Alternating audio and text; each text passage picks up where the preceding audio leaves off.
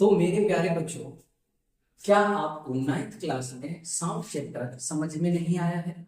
और अगर नहीं आया है तो आप इस वीडियो में बने रहिए। ज्यादा इधर उधर की बातें ना करते हुए मैं डायरेक्ट पॉइंट पे आता हूँ और आपको साउंड चैप्टर बिल्कुल आसानी से समझ में आ जाएगा। आप उसे देखते रहिए, आराम से समझते चलिए। जब ये चैप्टर जैसे ही खत्म होगा तो आप इस चैप्टर के बिल्कुल मास्टर बन चुके होंगे। ठीक है, तो आइए ज्यादा बातें ना करते हुए, बेटा चैप्टर का नाम है साउंड। तो बेटा जो साउंड होता है वो क्या होता है? सबसे पहले बात करेंगे कि सर बताओ साउंड होता क्या है? साउंड बेटा कुछ नहीं होता, ये एक फॉर्म ऑफ एनर्जी होती है। ये क्या होता है? एक फॉर्म ऑफ एनर्जी होती है। तो मेरे प्यारे बच्चों, कह सकते हो कि जो साउंड हो गया भैया, sound is the form of energy. Energy, sound एक प्रकार की एनर्जी होती है और वो एनर्जी क्या करती है, आपके कानों तक पहुंचने के लिए एक सेंसेशन क्रिएट करती है। क्या करती है? एक सेंसेशन क्रिएट करती है ताकि वो आपके कानों तक आसानी से पहुंच सके। पहले आराम से थोड़ा थोड़ा समझते हुए चलिए। एंड ऑफ द चैप्टर आप देखेंगे कि आप इस चैप्टर के बिल्कुल मास्टर बन चुके हैं। तो मेरे बच्चों, तो कह सकते हो कि sound is the form of energy जो क्या करते हैं, विच क्रिएट द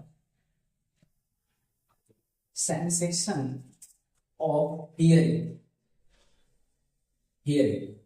जो कि एक सेंसेशन क्रिएट करता है, सुनने में वो मदद करता है, तभी आप सुन सकते हो। Then it reaches ear, तभी ये आपके कानों तक आ पाता है। तो अब आपको इतनी बातें तो समझ में आ गई कि सर साउंड क्या होता है। तो sound is the form of energy which create the sensation of hearing, then you hear properly, तभी आप इसी चीज को उस चीज को सुन पाते हैं। तो बेटा ये साउंड, भैया ये एनर्जी, ये एनर्जी क्या है सर? एनर्जी आपको पता है, एनर्जी एनर्जी एक ऐसी चीज जिसको ना तो क्रिएट किया जा सकता है और ना ही डिस्ट्रॉय किया जा सकता है। तो अब आपको पता होगा कि ना जिसको क्रिएट किया जा सके और ना डिस्ट्रॉय किया जा सके उसे क्या कहते हैं बेटा? तो इसीलिए अगर आप कहो तो जो एनर्जी होता है, एनर्जी इस साउंड के लिए जो law of conservation of energy है वो भी एप्लीकेबल है। तो आप ये भी याद रखेंगे, law of conservation of energy, law of conservation of energy also applicable to sound। Sound के लिए ये भी लॉ काम करता है कि ये एप्लीकेबल है साउंड के लिए भी, law of conservation of energy.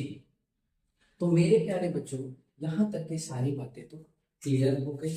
तो मेरे प्यारे बच्चों, अब आप कहोगे कि भैया ये साउंड ना प्रोड्यूस कैसे होता है? तो साउंड कैसे प्रोड्यूस होता है बेटा, आप उसको आसान भाषा में यहाँ पे समझते हैं कि भैया साउंड जो है प्रोड्यूस कैसे हो रहा है, कि कैसे हमारे कानों तक पहुंच रहा है। आप उसको आसान भाषा में कैसे कहेंगे? तो बेटा जो साउंड प्रोड्यूस होता है वो कैसे होता है? तो कहोगे भैया जो साउंड होता है प्रोड्यूस कैसे होता है? तो बेटा साउंड जो प्रोड्यूस होता है वाइब्रेटिंग ऑब्जेक्ट की वजह से। जब ऑब्जेक्ट आपस में वाइब्रेट करते हैं, क्या करते हैं? वाइब्रेट करते हैं, तब तो कह सकते हो sound is produced by vibrating object. जो साउंड जो प्रोड्यूस होता है जब ऑब्जेक्ट आपस में वाइब्रेट होते हैं, और जब वाइब्रेट होंगे तो आप उसे आसानी से सुन पाएंगे। बट ये कंपलसरी नहीं है कि जब ऑब्जेक्ट वाइब्रेट होगा तो आप उसे सुन ही पाएंगे। ऐसे बहुत सारे एग्जांपल है। आपने देखा होगा कि जब बेबी वॉर्म में होती है, यानी गर्म में होता है या होती है, तो आप देखते हो कि अल्ट्रासाउंड का इस्तेमाल करते हैं। तो क्या वो आपको साउंड सुनाई देती है? तो नहीं, तो जरूरी नहीं है कि भैया हम साउंड को सुन पाए। जैसे मैंने की पेन को देखो, ये मार्कर को मैंने ऐसे किया, तो बेटा वाइब्रेशन हो रहा है, बट आप क्या आपको सुनाई दे रहा है? नहीं दे रहा ना। हाँ, तो इट्स नॉट कंपल्सरी कि आपको वो साउंड आपको सुनाई ही देगी। तो ये भी चीजें आपको समझ में आ गई। आपसे पूछिएगा कि साउंड प्रोड्यूस कैसे होता है, तो कह देना वाइब्रेटिंग ऑब्जेक्ट से वो साउंड क्या होता है, प्रोड्यूस होता है। तो भैया ये वाइब्रेशन क्या होता है? अब ये वाइब्रेशन को समझाइए कि वाइब्रेशन होता क्या है। क्लियर है सब सारी चीजें? कोई दिक्कत, कोई समस्या, कोई परेशानी तो नहीं? तो बेटा अब बात करते हैं भैया वाइब्रेशन। ये वाइब्रेशन क्या होता है? वाइब्रेशन होता क्या है बेटा, देखो ध्यान से समझना, आपको एक एक चीजें समझ में आ जाएगी, बिल्कुल ध्यान से, बिल्कुल गौर से। आपको यहाँ से तो कोई भी समस्याएं, कोई भी प्रॉब्लम क्रिएट नहीं होगी, आई होप कि आगे भी नहीं होगी। तो आप एकदम ध्यान से समझिएगा, तो कह सकते हो कि भैया वाइब्रेशन, वाइब्रेशन इज, जो vibration is rapid back and fourth, back and fourth. जब कोई भी ऑब्जेक्ट इस तरीके से आते हैं बैक एंड फोर्थ, मतलब आगे गई पीछे आए, एक पेंडुलम इसका एग्जांपल आप ले सकते हैं, ठीक है ना। तो कह सकते हो back and fourth motion of an object. तो बेटा ये भी चीजें आप नहीं समझ में, कोई दिक्कत नहीं हुई, कोई समस्या नहीं हुई, कोई परेशानी नहीं हुई, क्लियर है यहाँ तक? तो कह सकते हो इस वाइब्रेशन क्या होता है, तो vibration is a rapid back and fourth motion of an object.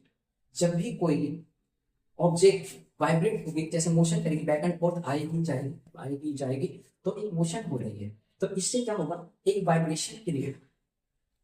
तो ये वाइब्रेशन भी समझ में आ गया। आई होप यहाँ तक की सारी बातें आपको क्लियर हो गई।